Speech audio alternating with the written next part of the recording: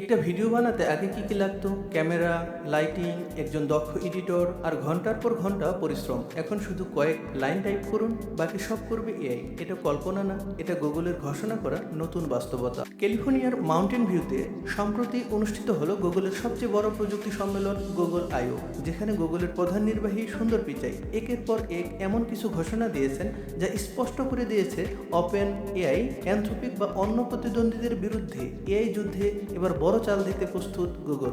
আজকের ভিডিওতে প্রতিটি ঘোষণার পিছনের কৌশল বিশ্লেষণ করব এবং বোঝার চেষ্টা করব এই প্রতিযোগিতায় আসলে এগিয়ে যাচ্ছে কি। জেমিনি 2.5 ফ্ল্যাশ খরচের যুদ্ধের নতুন অস্ত্র। সবচেয়ে বেশি আলোচনা হচ্ছে জেমিনি 2.5 ফ্ল্যাশ নিয়ে। গুগলের দাবি এটি আগের যে কোনো সংস্করণের চেয়ে দ্রুত, স্মার্ট এবং কম খরচের। সুন্দর পিচাই সরাসরি বলেছেন প্রতিদ্বন্দ্বীদের তুলনায় প্রায় অর্ধেক খরচে একই মানের কাজ করা সম্ভব হবে। এটা কি শুধু মার্কেটিং কথা, না বড় বড় কোম্পানি যারা এআই এর পিছনে বছরে কোটি কোটি ডলার ব্যয় করছে তাদের কাছে খরচ কমানোটা শুধু সুবিধা না, এটি সিদ্ধান্ত নেওয়ার মূল কারণ। গুগল ঠিক সেই জায়গাটাতেই টার্গেট করেছে।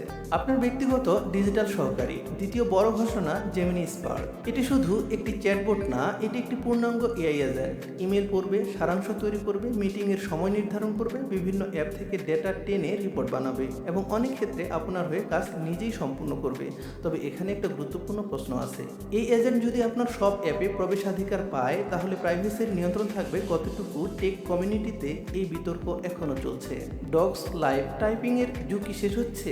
এবার আসি ডগস লাইভ ফিচারে, যেটা হয়তো অনেকের নজর এড়িয়ে গেছে, কিন্তু এটি দৈনন্দিন কাজের ধরন বদলে দেওয়ার সম্ভাবনা রাখে। এই ফিচারে টাইপ করার কোনো প্রয়োজন নেই, আপনি শুধু মুখে বলবেন, এআই নিজে পুরো ডকুমেন্ট তৈরি করে ফেলবে। রিপোর্ট লেখা, প্রেজেন্টেশন তৈরি, প্রস্তাবনা ড্রাফট করা, সবকিছু এখন শুধু কথা বললেই সম্ভব। অফিস কর্মী থেকে শুরু করে শিক্ষার্থী, এই টুল সবার উৎপাদনশীলতা নতুন মাত্রায় নিয়ে যেতে পারে। জেমিনি অমনি কন্টেন্ট ইন্ডাস্ট্রির টার্নিং পয়েন্ট। এবার আসি সবচেয়ে বড় চমকে, জেমিনি অমনি। কয়েক লাইন টেক্সট আর কিছু ছবি দিন, এআই নিজেই ভিডিও বানাবে, এডিট করবে, এমনকি সিনেমাটিক স্টাইলও যোগ করবে। যে কাজ করতে লাগতো পুরো একটি প্রফেশনাল টিম, সেটি এখন হয়ে যাবে কয়েক মিনিটে। বিশ্লেষকরা বলছেন এটি কন্টেন্ট ক্রিয়েশন ইন্ডাস্ট্রিকে পুরোপুরি বদলে দিতে পারে। ইউটিউবার, ফ্রিল্যান্সার, মার্কেটার সবার কাজের ধরন আগামী কয়েক বছরের মধ্যে মৌলিকভাবে পরিবর্তন হবে। তাহলে আসল যুদ্ধটা কোথায়? একদিকে ওপেন এআই, অন্যদিকে গুগল, সঙ্গে আছে অ্যানথ্রোপিক। তিনটি জায়ান্ট এখন একটা লক্ষ্যে ছুটছে, ভবিষ্যতের ডিজিটাল দুনিয়া নিয়ন্ত্রণ।